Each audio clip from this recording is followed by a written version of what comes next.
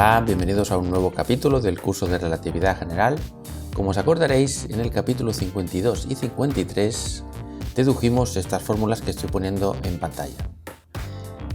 Básicamente son por un lado, en el capítulo 52, la variación de la raíz del menos determinante de la métrica y por otro lado, una contracción de los símbolos de Christoffel.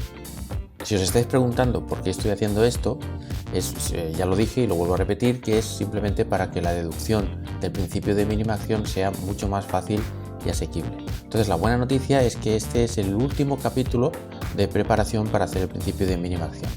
Y básicamente lo que vamos a hacer es calcular la variación de la curvatura escalar. Y para eso nos tenemos que acordar de lo que era el tensor de Riemann, el tensor de Ricci y la curvatura escalar. Y eso lo hicimos en el lejano capítulo 16. Muy bien, pues vamos a empezar.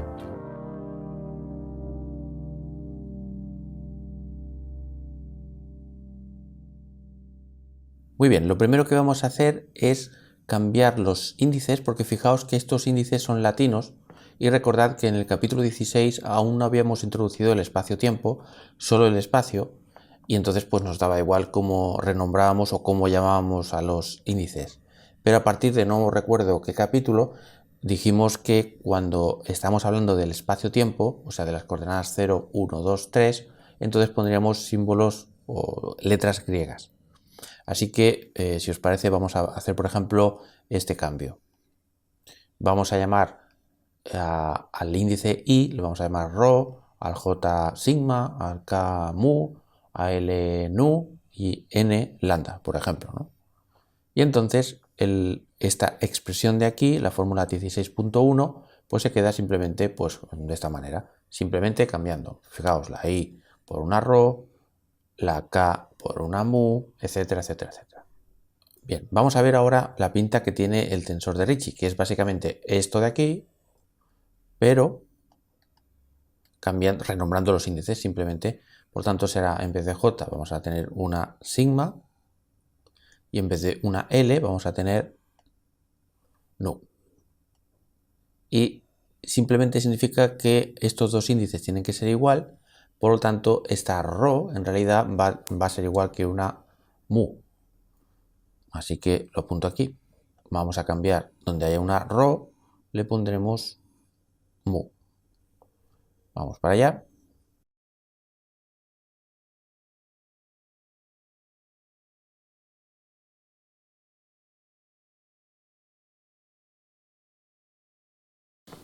Muy bien, ya he borrado todo y he dejado el resultado con el que vamos a trabajar.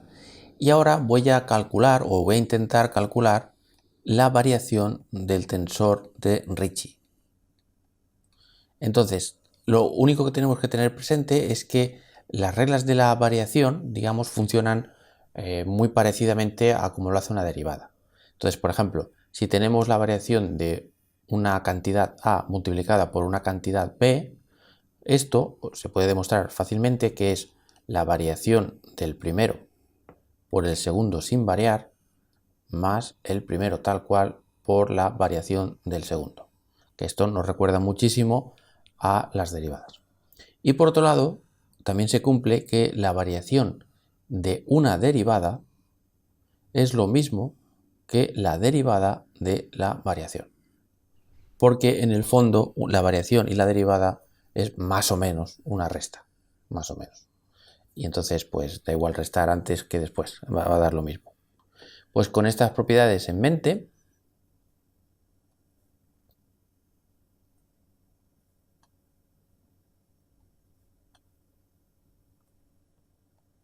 vamos a calcular esto. Entonces, fijaos,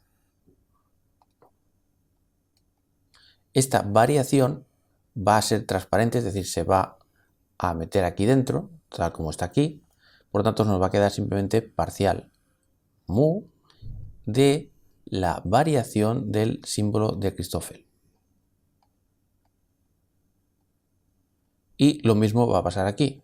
Esta parcial se queda tal cual y la variación entra dentro de la derivada.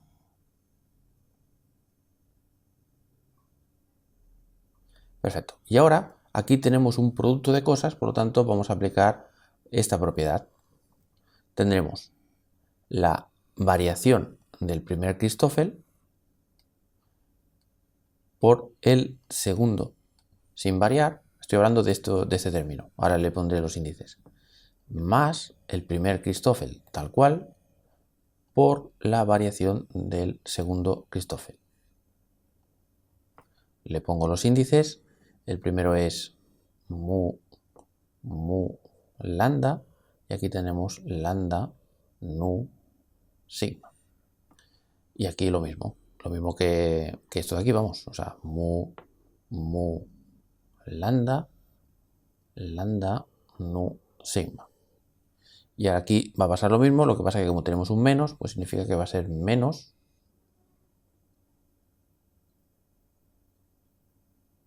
y menos.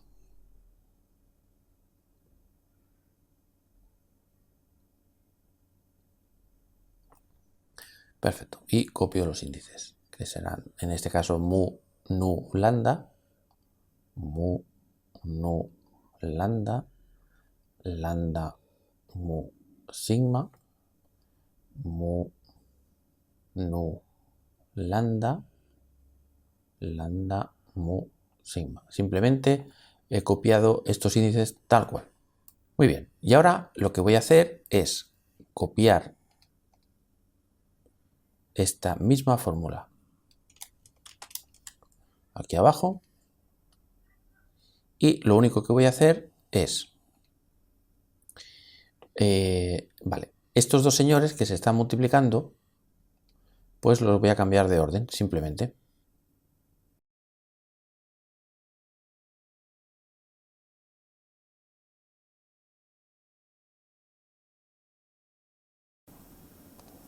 Y como veis, es simplemente ponerlo aquí, ponerlo aquí, simplemente cambiar de orden. Es un producto normal y corriente, por tanto, tiene la propiedad conmutativa. Y lo mismo, lo he puesto aquí y lo he puesto aquí. De manera que el símbolo de Christoffel o los símbolos de Christoffel estén a la izquierda. Esto podría parecer un capricho, y de hecho un poquito lo es, pero tiene una motivación que enseguida voy a decir cuál es. Tal como os dije en capítulos anteriores, cuando introdujimos los Christoffeles, estos señores no son un tensor. Pero lo que no recuerdo es si os dije o no que la resta de símbolos de Christoffel sí que es un tensor. Entonces, si alguno de vosotros está interesado en saber por qué esto es un tensor, lo único que tenéis que hacer es cambiar de base o de coordenadas los símbolos de Christoffel de uno y de otro y veréis que en la resta se cancelan los términos y transforma igual que un tensor. Esto os lo dejo como ejercicio y ya me diréis si os sale o no, y si necesitáis ayuda pues ya miro de hacerlo. De momento vamos a dejarlo así, que os lo creéis, digamos, para que esta demostración no sea infinita. Entonces podemos hacer, bueno, pues podemos decir perfectamente que podemos renombrar, por ejemplo, si tenemos, yo que sé, alfa, beta, gamma, ¿no? Un Christoffel, y tenemos la variación, podemos llamar a este señor como t, por ejemplo, t de tensor, y decir que esto básicamente es un tensor. Vale, ¿y qué, no? Podemos decir. Bueno, lo primero es que simplificará un poquito la nomenclatura, pero eso en principio es una tontería. Pero lo más importante es que por aquí se esconde la derivada covariante de un tensor. No del todo, pero casi. Así que vamos a ello. Si dejamos de lado esto, por aquí, podemos decir entonces que la variación de R sigma nu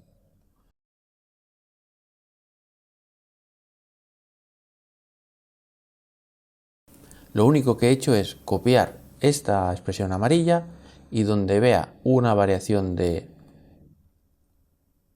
Christoffel, pues lo he sustituido simplemente por la letra T. No he hecho nada más que eso. Incluso podríamos hacer una cosa que visualmente igual puede ayudar, que es cambiar todas estas T's y ponerlas de otro color.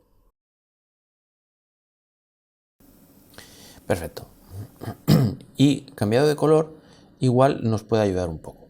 Y por arte de magia he cambiado las landas de azul a rojo, simplemente porque así es más visual. Bueno, parece que estoy haciendo malabares con índices, con cambiar de orden esto y lo otro y tal, y parece que estamos dando vueltas al mismo sitio y que no llegamos a nada. Pero resulta que no, que esto de aquí es una expresión que se puede reducir drásticamente utilizando lo que se llama la identidad de Palatini. Entonces, en vez de darla por hecha, pues la voy a deducir porque se hace volando y además es útil para recordar y refrescar cosas. Así que lo que voy a hacer es básicamente preguntarme si esto de aquí, si esta expresión, o sea, la resta de estas derivadas parciales, de alguna manera se puede poner como derivadas, como resta de derivadas covariantes, digamos, ¿no? Entonces, con ese objetivo veremos que esto no, pero esto, y gracias a todos estos términos, hacen que todo esto se transforme en una resta de derivadas covariantes. ¿Vale? Eso es lo que voy a demostrar, y para hacerlo lo suyo es que quite un momento la pantalla esto, que lo despeje un poquitito todo y que me pregunte pues cuál sería la versión de lo que yo he puesto, lo que acabo de esconder, que lo estoy viendo en la otra pantalla que vosotros no veis, pero estoy volviendo a reescribir. Esto es. ¿Vale? Esto es, digamos, los dos primeros términos de lo que aparece en la variación de R. Digamos, estos dos términos de aquí los he reescrito ahí. Muy bien.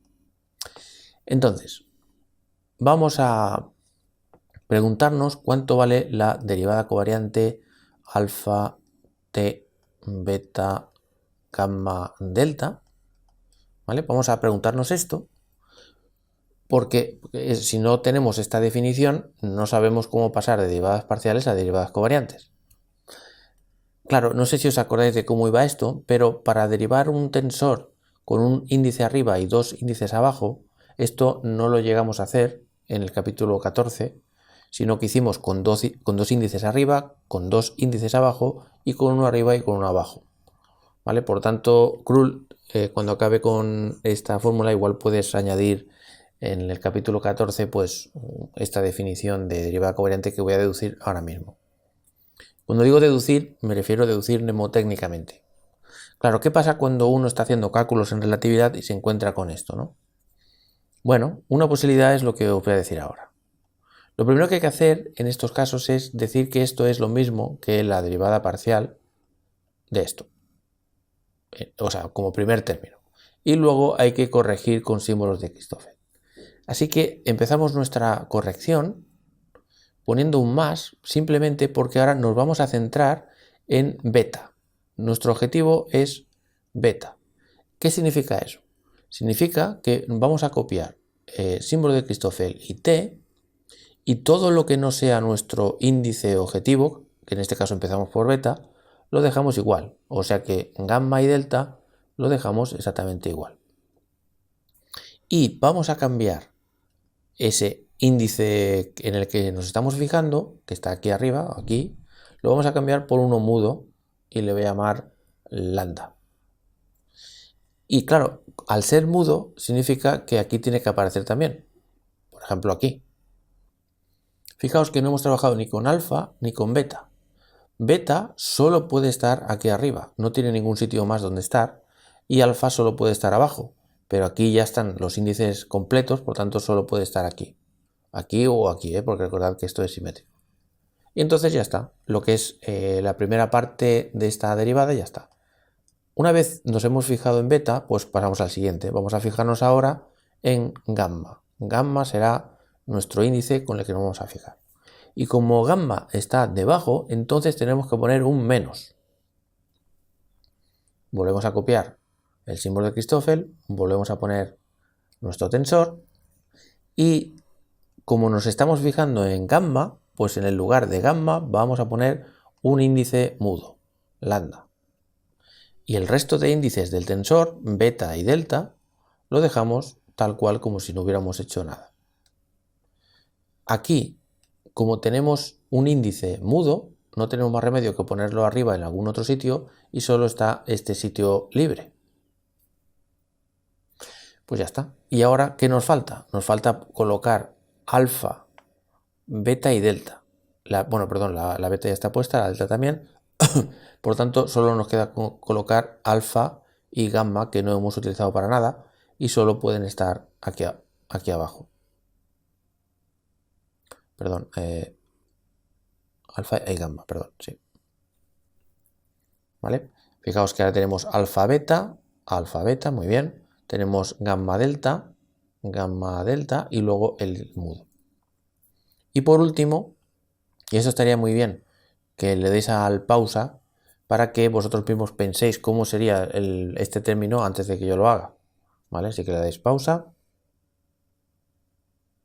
Perfecto. Pues ahora ya lo hago. Delta. Delta es nuestro índice en el que nos estamos fijando. Como está abajo, tenemos que ponerle un menos. Pondremos el símbolo de Christoffel, ponemos T. Y en lugar de delta, vamos a poner mu. Y el resto de índices que no hemos utilizado de T, pues lo ponemos aquí, gamma y beta. Perdón, porque no sé por qué he puesto mu ahora, quería decir lambda. Lambda es un índice mudo, por tanto, solo puede tener su contraíndice arriba en el símbolo de Christoffel. ¿Y qué nos falta? Nos falta alfa, que la colocamos aquí, no puede estar en ningún otro sitio. Y vemos que nos falta la delta, que solo puede estar aquí, no puede estar en ningún sitio más. Y con esto hemos acabado. Ya digo, Krull, si quieres colocar esta fórmula en el capítulo 14 como una fórmula más cuando nos encontremos con este tipo de tensores, pues fantástico, ¿no? Muy bien. Entonces, inspirados en esta expresión, vamos ahora a escribir la derivada covariante mu t mu nu sigma, ¿vale? Que es justo esta expresión que tenemos, bueno, justo no, porque esto es una derivada parcial, pero quiero decir, los índices son los mismos, ¿no? Entonces, para conseguir esto, ¿qué tenemos que hacer? Tenemos que cambiar esta alfa de aquí, ahora pasará a ser una mu. Beta pasará a ser una mu. Gamma pasará a ser nu. Y delta pasará a ser sigma. Perfecto. Entonces lo que tenemos que hacer es copiar esta expresión, pero con estos cambios. Por tanto, en vez de alfa, mu, en vez de beta, mu, en vez de gamma, nu, y en vez de delta, sigma. Seguimos. En vez de beta, mu, en vez de alfa, mu, la lambda la copiaré al final. En vez de gamma, nu, en vez de delta, sigma, seguimos. En vez de alfa, mu, en vez de gamma, nu, en vez de beta, mu, en vez de lambda, bueno, lambda, delta será sigma, y por último tendremos mu, sigma, mu, nu, y vamos a copiar las lambdas que nos faltan tal cual.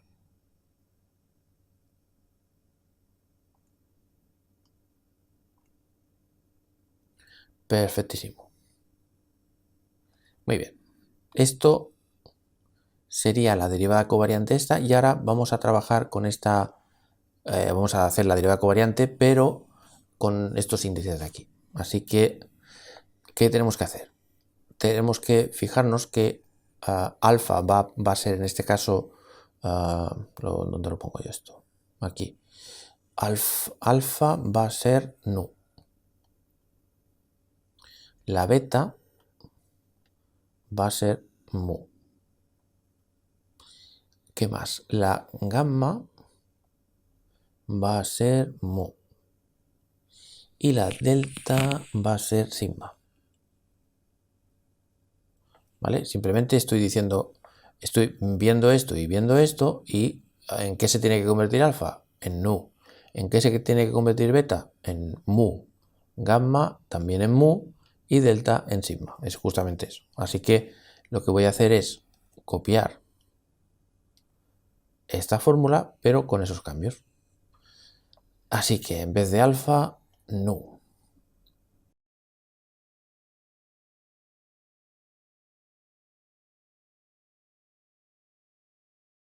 Perfecto. Pues ya lo tenemos. Así que ya borro esto, que ya lo hemos usado. Y estamos ya casi al final de todo este rollo. Perfecto. Y ahora lo que tenemos que hacer es la resta. Por lo tanto, tenemos que hacer este señor menos este señor, para intentar emular lo que tenemos aquí arriba. Eso significa que primero aparecerá todo esto, aparecerá todo esto positivo, digamos.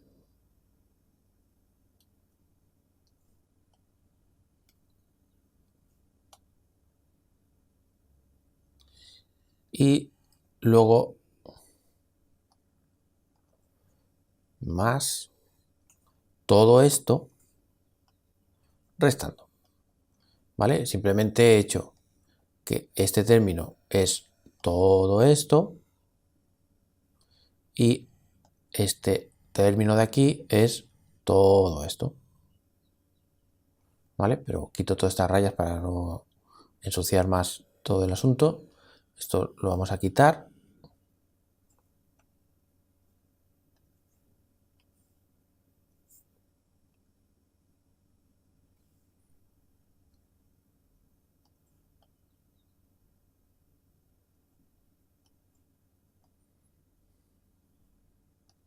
Perfecto. Entonces vamos allá.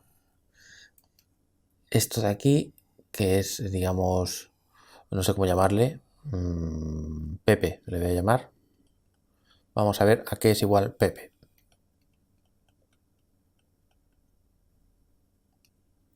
Pues va a ser igual a esto menos esto.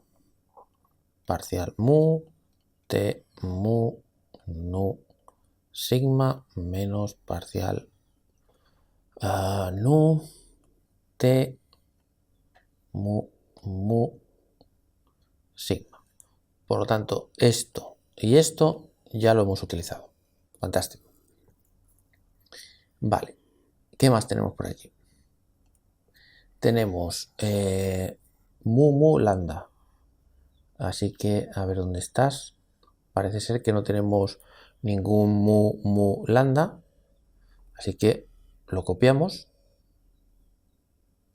Porque no desaparece, digámoslo así. Y que no se nos olvide la lambda. Perfecto. Esto también lo hemos utilizado ya. Aquí tenemos lambda mu nu. Y aquí tenemos lambda nu mu. Pero en principio es lo mismo, porque los índices de abajo son simétricos. Y aquí tenemos mu lambda sigma, mu lambda sigma. Aquí tenemos que es negativo y aquí tenemos menos por menos más. Por lo tanto es lo mismo pero cambiado de signo. Así que este término se va con este. Fantástico. Vamos a ver aquí. Tenemos lambda mu sigma.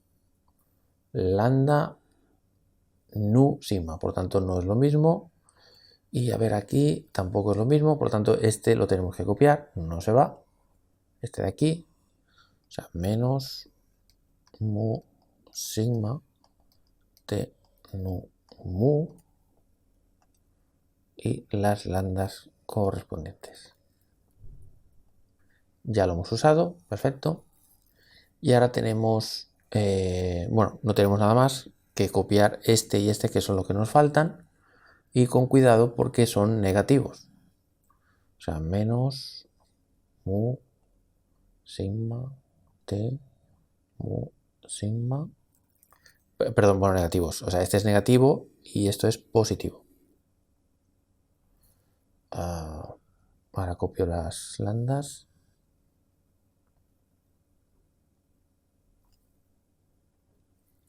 Vale, tenemos la lambda por aquí y la lambda por aquí y aquí lambda y lambda.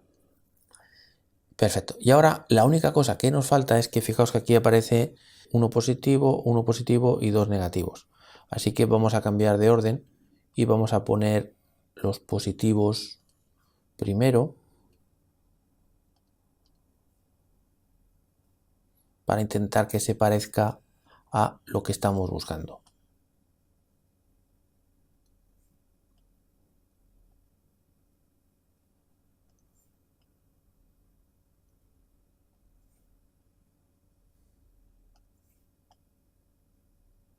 Perfecto. Entonces ahora quito esta pantalla, vuelvo a la anterior y voy a copiar esto, que es lo que teníamos esperando antes.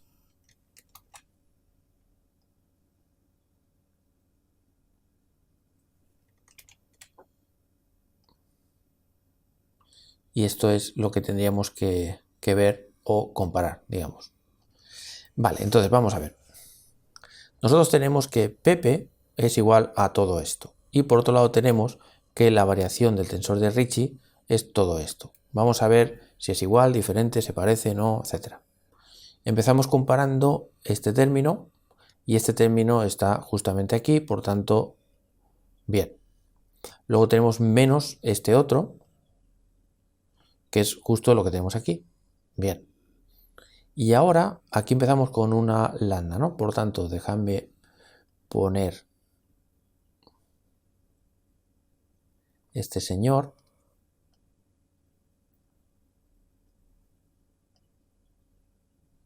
Vamos a ponerlo, perdón. Vamos a ponerlo primero aquí. Y este señor aquí, que es lo mismo exactamente, lo único que pues visualmente pues es mejor, ya que podemos utilizar las tecnologías de mover y pegar. Esto en un folio con lápiz pues igual no es tan fácil, pero ya que tenemos esta pizarra electrónica fantástica, pues, ¿no? Pues lo aprovechamos. Pues bien, estábamos con este término que es lambda nu sigma. Y aquí tenemos lambda nu sigma y tenemos mu lambda, mu lambda. Por lo tanto, esto es exactamente igual que esto. Muy bien.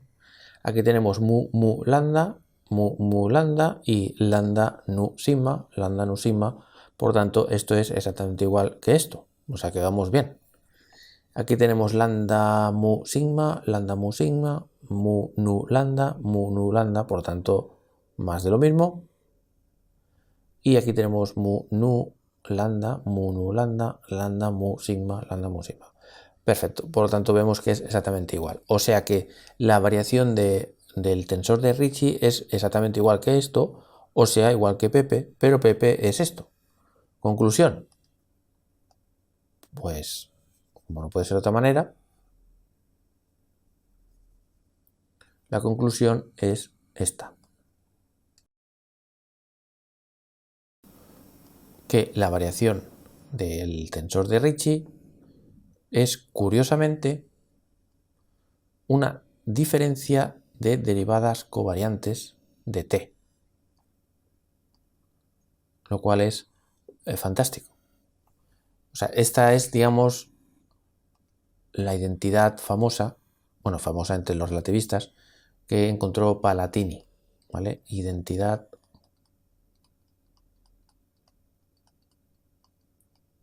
bueno, casi, porque tenemos que poner en vez de t Palatini.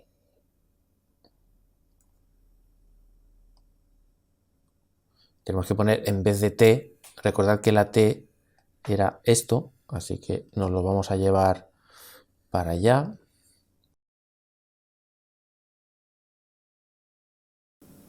la identidad de Palatini es que la variación del tensor de curvatura sigma nu va a ser igual a la derivada covariante mu, y aquí en vez de t tenemos que poner lo que es la variación del símbolo de Christoffel en cuestión y con los índices que hay aquí. Mu, nu, sigma, menos derivada covariante, nu, variación del símbolo de Christoffel, mu,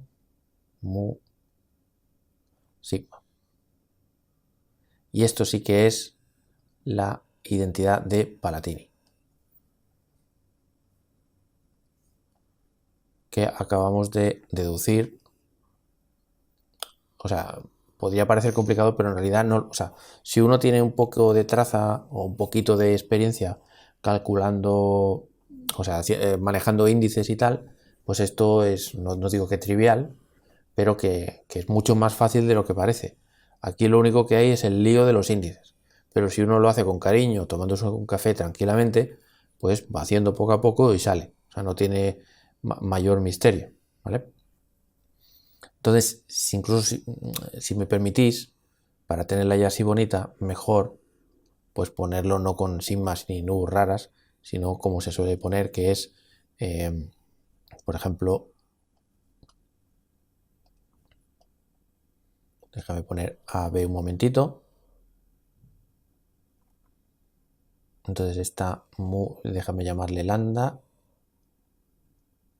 y esto será BA, pero como esto es simétrico, pues podemos poner AB perfectamente. Es simplemente para ponerla con índices bonitos. Y aquí esto lo hemos llamado B. Y aquí tendremos lambda, lambda, y la sigma era A. Perfecto. Incluso si me apuráis, en vez de AB, pues alfa beta.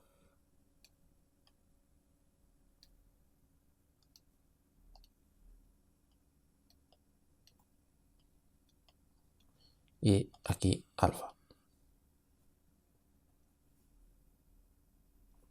Vale. Y esta ya sería la identidad de Palatini, pero con índices más normales, digamos, alfa beta y no sigma ni cosas raras. Ya digo que estos son caprichos míos. Ah, por cierto, la B es beta.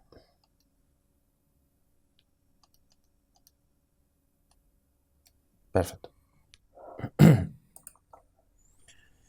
Muy bien, la muevo a un lado y ahora ya lo único que nos falta es el paso final, que por suerte ya es más fácil que todo este rollo.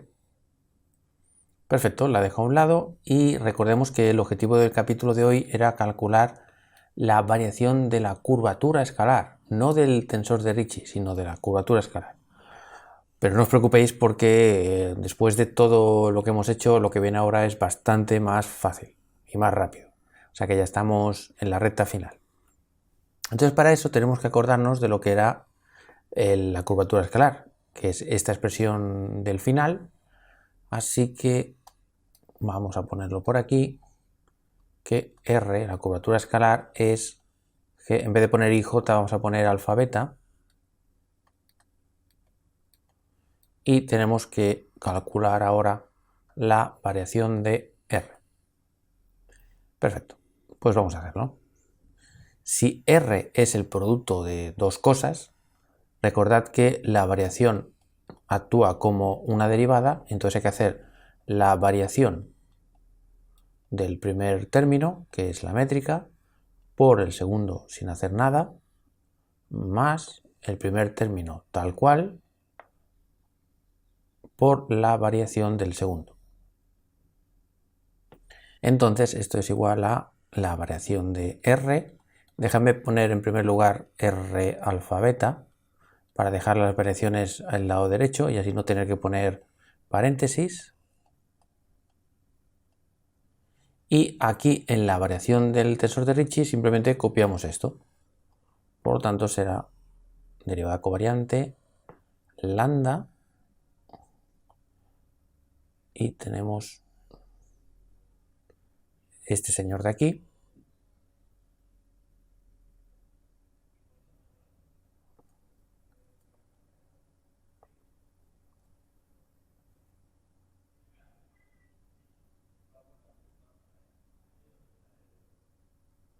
Perfecto. Y podemos seguir un poco más.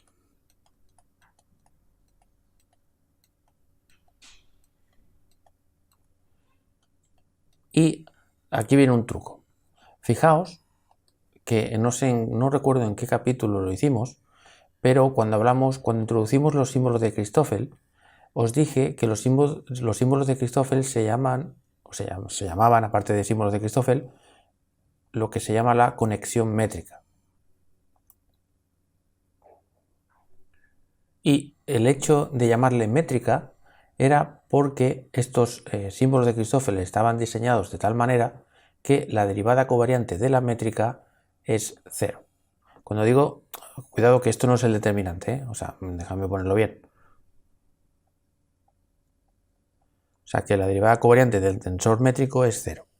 Y esto, las repercusiones que tiene, son varias, pero una de las que voy a utilizar aquí es que si yo tengo la derivada covariante de la métrica, o sea, del tensor métrico, multiplicado por otro tensor, digámoslo así, esto así entre comillas, pues yo puedo decir perfectamente que esto es la derivada de la métrica por el tensor más la métrica por la derivada covariante del tensor. Pero como la derivada de la métrica es 0, entonces esto se va. Y fijaos que a efectos prácticos es que si tengo una g dentro, la puedo sacar fuera, como si fuera una especie como de constante con respecto a la derivada covariante. ¿Vale? Por tanto, la g es transparente, puede entrar y salir de una derivada covariante. Y eso es útil porque, si os fijáis, aquí tengo esta g, que es una métrica, que está fuera de la derivada covariante, pero la puedo poner dentro. Así que la pongo. Será la derivada lambda de g alfa beta, la variación del símbolo de Christoffel, menos, y esta métrica vuelve a entrar aquí dentro otra vez. Por tanto, perdón, cierro el paréntesis, menos la derivada covariante beta y g alfa beta, variación del símbolo de Christoffel lambda alfa.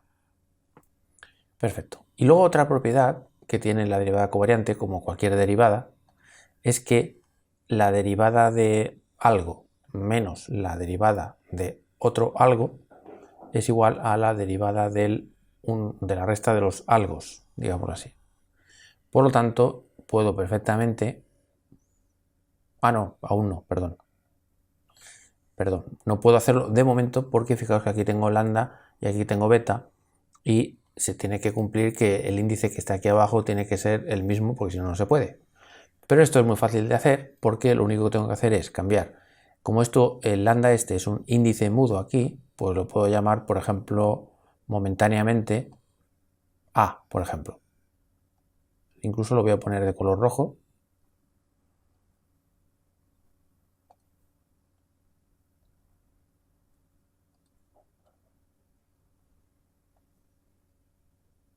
Y ahora, esta beta, que también es un índice mudo, porque aquí la tenemos aquí arriba, ¿no? O sea, es un índice mudo, por lo tanto puedo cambiar de nombre y también le voy a poner el nombre A. Y ahora sí que puedo juntar las derivadas covariantes. Copio esto exactamente como está, que ahora lo trabajaremos un poco. Y de momento aquí vamos a tener la derivada covariante A de G alfa beta variación alfa beta menos G alfa variación del Christoffel lambda alfa, y me falta por copiar aquí A y poner aquí una A. Fantástico. Y ahora a todo esto de aquí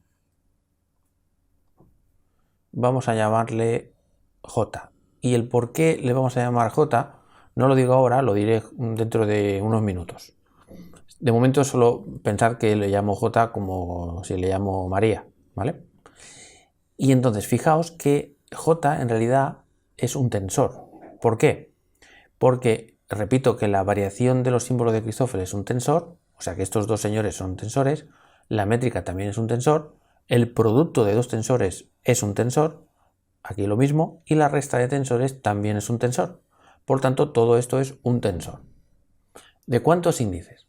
Pues fijaos que es un tensor de un solo índice A que está arriba. Porque si os fijáis, alfa y alfa son mudos, beta y beta también es mudo, alfa también es mudo, lambda es mudo, por tanto el único índice libre en esta expresión es A y por eso es un tensor de orden 1 contravariante.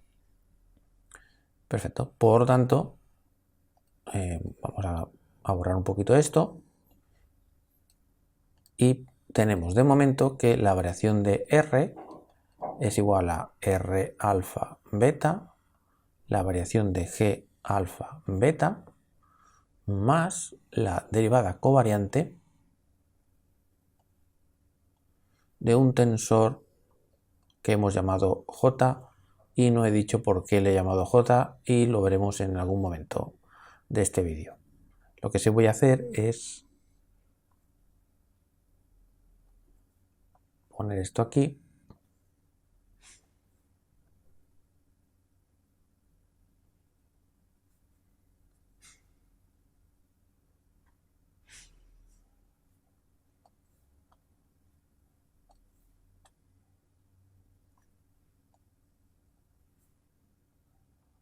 para que nos acordemos de lo que es J.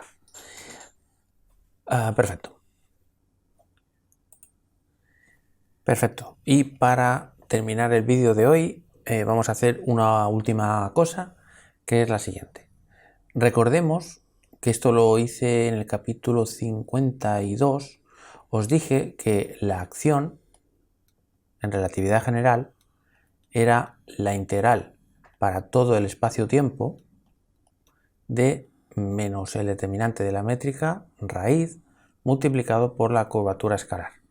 Esto ya hablaré en el capítulo siguiente de un poquito de lo que significa y tal, pero desde el punto de vista matemático, claro, para hacer, digamos, la variación de la acción, es decir, aplicar la variación en ambos lados de la ecuación,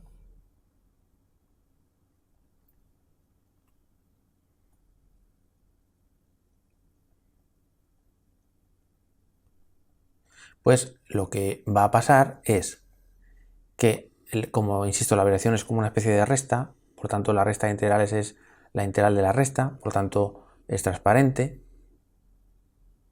y entonces la variación va a entrar aquí dentro.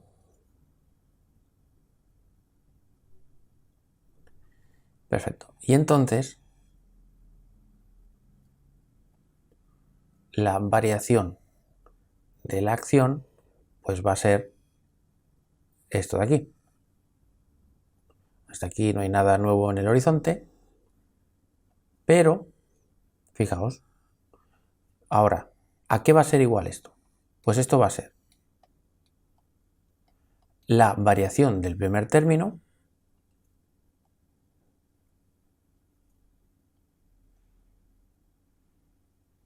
multiplicado por el segundo término sin hacer nada de nada, más el primer término sin hacer absolutamente nada, por la variación de R.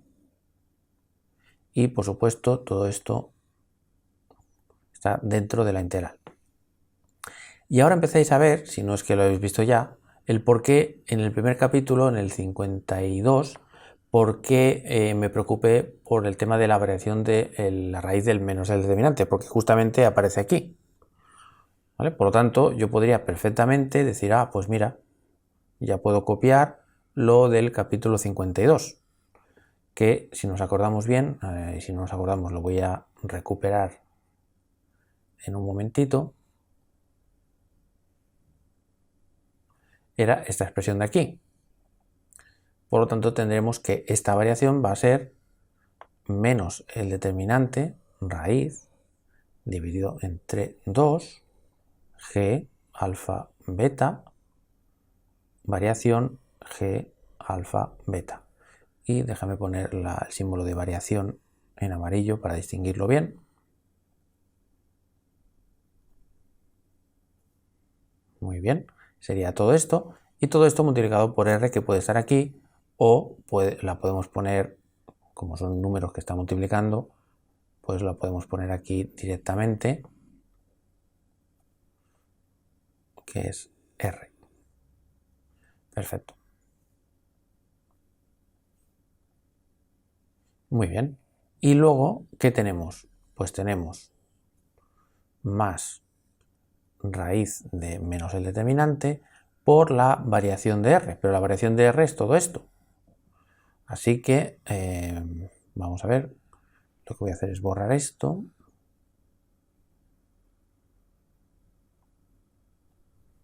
Y voy a mover esto aquí. Y lo único que voy a hacer es copiar esto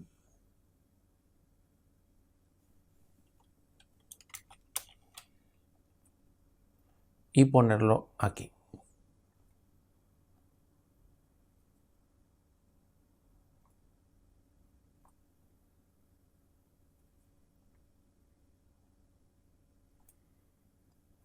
Perfecto.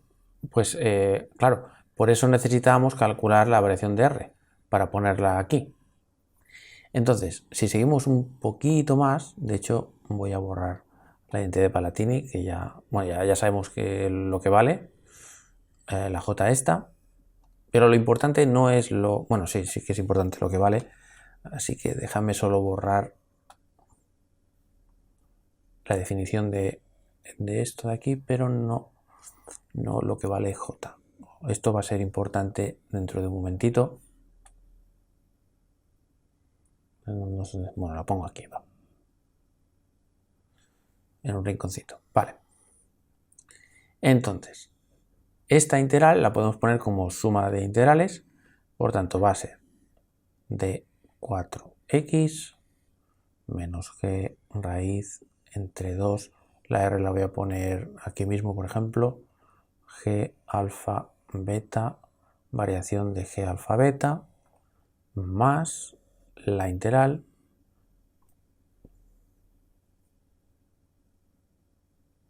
y voy a copiar esto de aquí, que es raíz de menos el determinante de g, r alfa beta, variación de g alfa beta, y por último queda la última integral, que es de 4x, tenemos este menos raíz de g, que no se nos olvide, y luego la derivada covariante de ese tensor misterioso,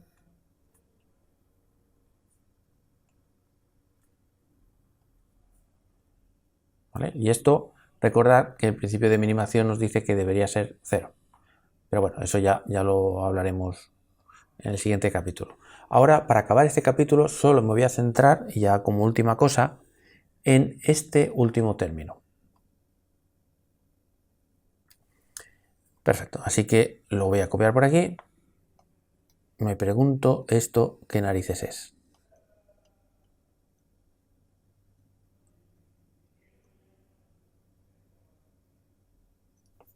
Muy bien. Así que vamos a bajar esto un poco y vamos a preocuparnos simplemente de qué narices es esto, y esto pues lo volvemos a bajar un poco más para que no moleste. Así que vamos para allá. Claro, esto de aquí, la derivada covariante de este tensor, no sabemos bien un poco qué es, o bueno, sí que sabemos lo que es, ¿no? Todo esto, pero lo que sí que podemos hacer es decir, bueno, espera, como esto es un tensor, tiene sentido hacer la derivada covariante a JB en general, ¿vale? Que aquí hay un índice mudo que es la A, pero pensemos por un momento pues que no tiene, bueno, que no está sumando, no es mudo. Entonces, ¿cuál sería la definición? Pues la definición de la derivada covariante de toda la vida. parcial A, JB, más símbolo de Christoffel, y aquí una J, y como antes, esta B, digamos, la cambiamos por lambda, por tanto eso significa que aparece un índice mudo, por tanto lo ponemos aquí el índice mudo, y luego decimos, venga, esta B no tenemos más remedio que colocarla aquí, y esta A no tenemos más remedio que colocarla aquí, ¿vale? Siguiendo argumentos muy parecidos a cómo he construido la derivada covariante hace unos minutos. Pero como aquí aparece A, pues significa que nosotros tenemos que borrar esta B, y donde aparezca una B ponemos una A. Pero, y ahora es donde viene la gracia, nos tenemos que acordar de esto. Nos tenemos que acordar, y ahora es donde viene lo maravilloso del capítulo 53, en que habíamos visto, lo pongo un poco más grande porque aquí no se ve mucho, tenemos que esta contracción era igual a 1 partido raíz de menos g parcial nu raíz de menos g. Estoy copiando esta fórmula, la del capítulo 53. Esta fórmula es la que nos va a ayudar mucho ahora mismo. Pero para que nos pueda ayudar, primero lo que vamos a hacer es, veis que aquí pone mu, nu, pero los índices de abajo son simétricos, por lo tanto podemos ponerlo al revés. Y en vez de llamar mu a esto, pues le podemos llamar a. Da igual porque es mudo. Y le podemos llamar lambda a esta nu. O sea, simplemente reescribimos los nombres. De manera que ahora podemos volver a copiar lo que es la derivada covariante de la contracción. Bueno, en realidad es una contracción de la derivada covariante porque estos índices son mudos. Pero bueno, podemos copiar esta expresión. Y ahora sustituimos el símbolo de Christoffel que está contraído utilizando esta fórmula, que es simplemente pues copiar tal cual. Menos raíz de menos g. ¿Vale? He sustituido ya lo que es el símbolo de Christoffel y ahora pongo esta j y, si me permitís, vuelvo a copiar el índice de lambda mudo en rojo. Muy bien. De hecho, incluso este índice mudo A también lo puedo poner lambda, que va a ser mucho más ilustrativo. Y ahora, lo maravilloso del asunto es que yo puedo multiplicar arriba y abajo por el menos, o sea, raíz de menos el determinante, que es lo mismo que no hacer nada. Me refiero aquí a este término. Y al segundo término no le hago absolutamente nada. Lo estoy copiando tal cual. Pero, ¿qué gracia tiene esto? Pues que puedo sacar factor común. El raíz de menos g lo puedo sacar factor común. Tendremos la derivada covariante AJA. Sacamos factor común esto de aquí. ¿Y qué nos va a quedar? Pues este de aquí, que no lo hemos tocado para nada, pues debe estar aquí. Parcial lambda J lambda. Este lo hemos sacado fuera, por tanto nos queda parcial lambda raíz de menos g y j lambda. Y aquí es donde ocurre el milagro, que resulta que esta expresión se puede simplificar enormemente, porque si os fijáis, esto es la derivada de este por este sin derivar, más la derivada del otro por el primero sin derivar. O sea, esto es la derivada del producto.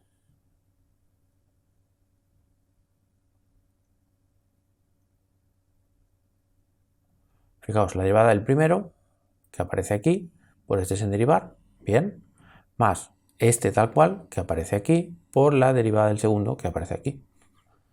Bueno, que está puesto uno o sea, habría que ponerlos al otro lado, pero vamos, es una suma que es conmutativa, vamos. Por lo tanto, esto tiene esta expresión que es muy facilona, pero además, como estamos trabajando con esta integral, a ver qué narices era esta integral, ¿no? Esta integral de aquí, pues si sustituimos ahora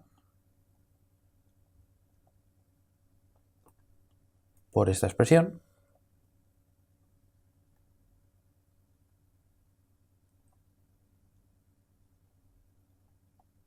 resulta que esto se va con esto.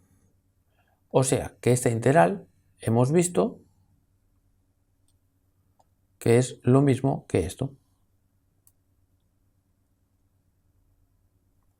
La derivada parcial lambda de este señor.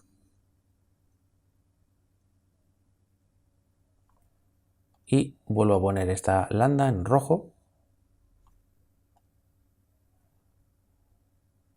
para asegurarnos de que se vea claramente que es una contracción. Muy bien, pues eso quiere decir que esta variación, de hecho lo voy a copiar por aquí,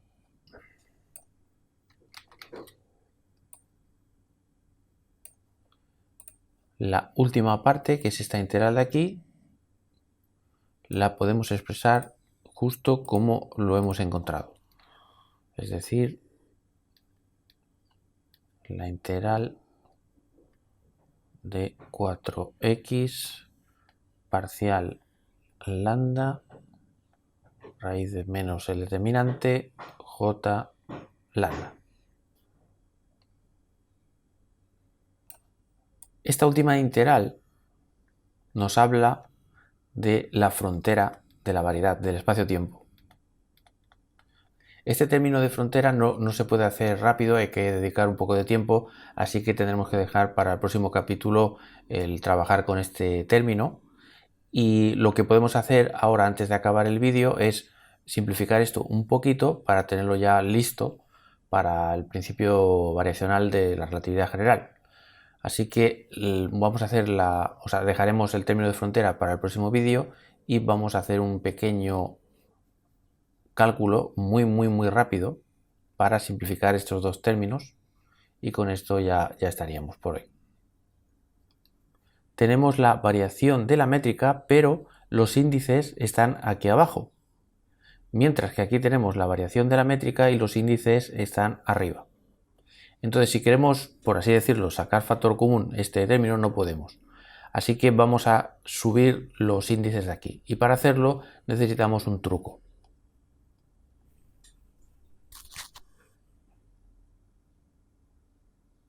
Recordemos que si tenemos dos matrices A y otra B y queremos multiplicarlas, pues lo que podemos hacer es hacerlo en términos de componentes de las matrices, que serían básicamente pues decir pues A y J multiplicado por B con el mismo índice J final que hay aquí, ponerlo aquí y luego inventarnos otro índice, K por ejemplo. Y el resultado será una matriz C, por ejemplo, que tendrá los índices I, K. Y por último, lo único que tenemos que hacer es el sumatorio para todos los posibles valores de J. Y esto es, digamos, la forma de expresar el producto de dos matrices a través de los elementos de matriz. Muy bien, pero ¿qué pasa si estamos hablando de la métrica? ¿Vale? Imaginad que estamos hablando de la matriz de la métrica y la multiplicamos por la inversa de la métrica. Bueno, pues como estaríamos dentro del convenio de Einstein en el que no hace falta poner sumatorios, pues podemos poner perfectamente pues G alfa beta, por ejemplo, en vez de A, ¿no? Y aquí ahora, como estamos con la inversa de la métrica, recordad que la inversa tiene los índices arriba. Y entonces, lo que antes he llamado J, pues ahora he llamado beta, pues pongo beta aquí, por ejemplo. Y lo que antes he llamado K, pues pongo gamma, por ejemplo. Bueno, y evidentemente no hace falta poner desde beta igual 0 a 3 porque estamos con el convenio de Einstein y ya se entiende que hay un sumatorio.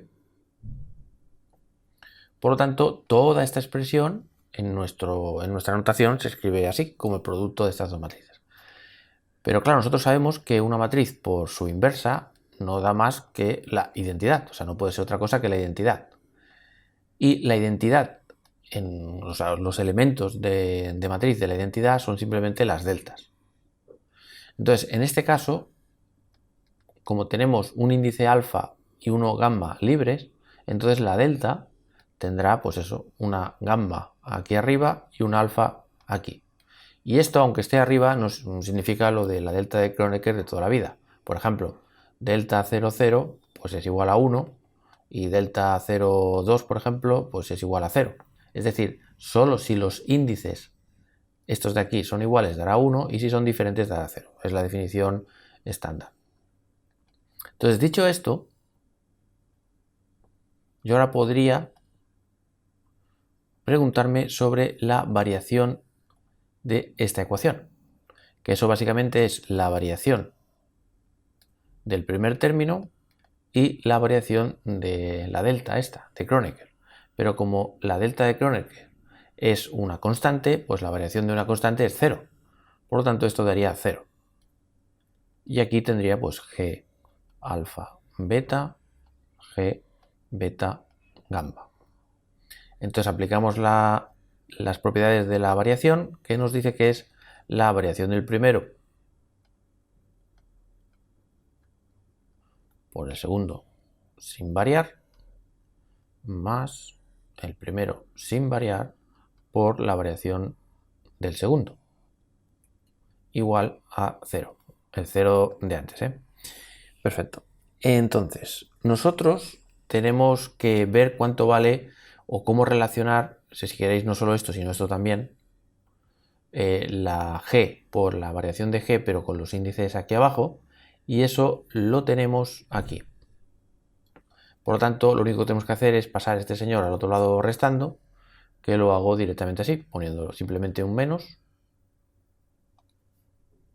y un igual y borrando esto. O sea,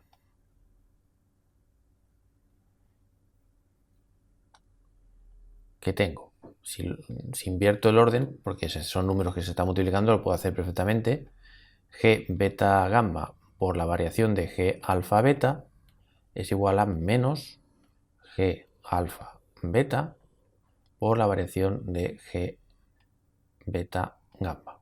Entonces hemos encontrado esta expresión y casi lo tenemos, porque fijaos que aquí si tenemos alfa y beta, aquí también tenemos alfa y beta, y aquí fijaos que tenemos beta gamma y alfa beta, o sea que no es exactamente lo mismo, pero estamos ya vamos, rozando lo que queremos. Si os fijáis, esto de aquí, ¿cuántos índices libres tiene? Pues tiene la gamma y la alfa. Por lo tanto, esto en realidad es un tensor, por así decirlo, de orden 2, ¿vale? Porque tiene dos índices libres. Y lo mismo pasa con esto. Y yo siempre puedo hacer la traza de un tensor.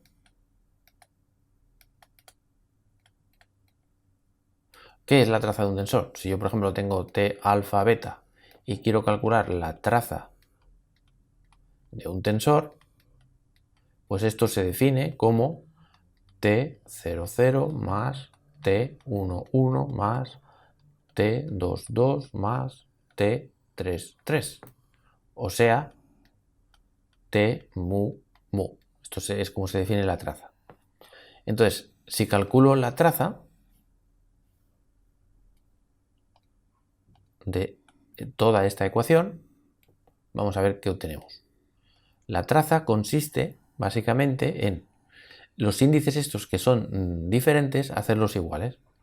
Así que la gamma y la alfa serán iguales, pues por ejemplo le puedo llamar alfa.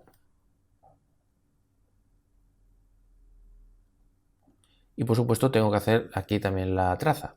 Entonces aplico la misma historia. Alfa y gamma tienen que ser iguales.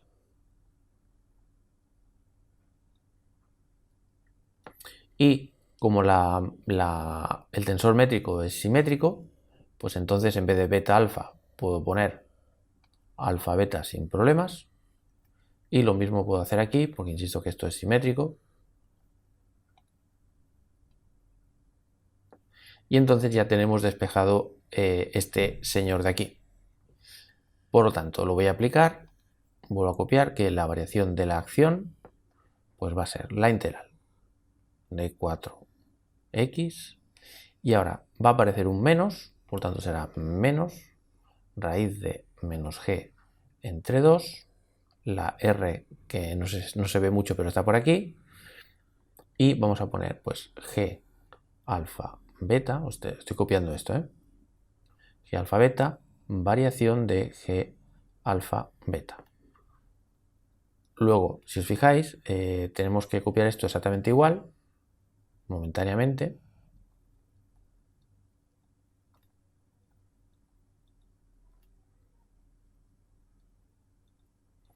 Y luego la integral de la frontera, que discutiremos en otro vídeo.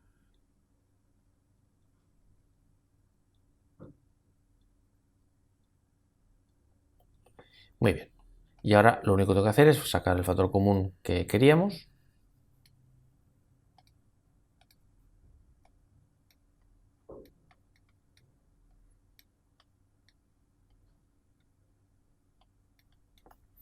Entonces vamos a sacar factor común raíz de menos g, este término de aquí y este término de aquí, y también vamos a sacar factor común la variación de g alfa beta y dejamos este término exactamente igual.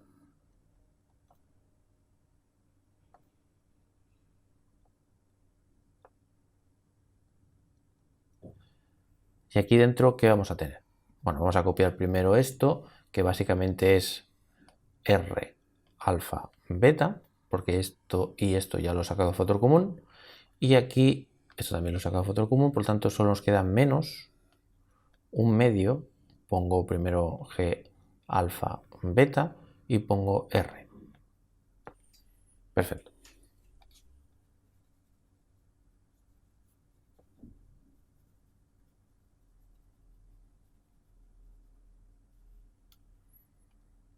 Entonces,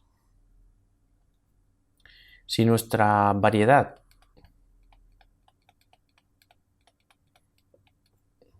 en nuestro caso simplemente es nuestro espacio-tiempo,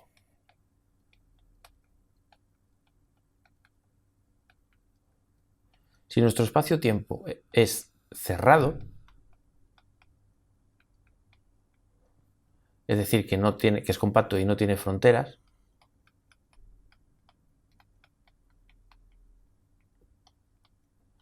entonces esta integral de aquí, creedme de momento que esto va a dar 0, ¿vale? O sea, en este caso, cuando la variedad es cerrada, va a dar 0. Por poner un ejemplo de espacio-tiempo cerrado, pues podría ser, por ejemplo, pues, la superficie de una esfera. ¿Vale? La variedad compuesta por la superficie de una esfera es una variedad cerrada, por ejemplo, ¿no? Que no hay frontera. O sea, por ejemplo, algo que sí que tendría frontera, pues sería un disco de los Rolling Stones, por ejemplo, ¿no? Claro, si nosotros estamos yendo por aquí y nos alejamos aquí, justo al borde, pues resulta que hay una frontera, ¿vale? Pues esto no es de lo que estoy hablando. Estoy hablando de espacios-tiempos cerrados, o sea, que no tengan frontera. En ese caso, esta integral se puede demostrar que es 0, y cuando hay frontera, pues no. Y es entonces cuando hay que discutir un término que se llama Gibson-Hawking-York, que lo hablaremos en otro vídeo. Gracias a la sugerencia de Daniel, por cierto. Vale, entonces, pongamos en este vídeo, para acabar, el caso en el que no hay frontera. Entonces, lo que vemos es que esto ya es 0, y si deseamos que la variación de la acción sea 0, para cualquier pequeña variación de la métrica, entonces basta con asegurar que esto sea 0. Y entonces obtenemos las famosas ecuaciones de campo de Einstein. Cuidado, en el vacío, cuando no hay materia. Y es básicamente el tensor de Ricci menos una mitad del tensor métrico por la curvatura escalar igual a 0. Y esto solo es válido en el vacío, cuando no hay materia o no hay energía. ¿Vale? Evidentemente por aquí falta el lado derecho de la ecuación, que también de él hablaremos también en otro vídeo. No lo estoy haciendo todo de golpe porque si no esto puede ser mortal de necesidad. Así que una vez visto todo el asunto, lo que nos va a quedar para otros vídeos son ver qué hay que poner aquí cuando hay materia, que ya sabéis, me imagino que ya sospecháis que es el tensor de energía e impulso, y luego por otro lado discutir qué pasa con este término de frontera cuando nuestro espacio-tiempo es realmente eso, tiene una frontera, un límite, y entonces hay que introducir el término este que os acabo de decir de Gibson, Hawking, York, del cual hablaremos un poco. Pues nada, muchas gracias por ver este vídeo y hasta el siguiente.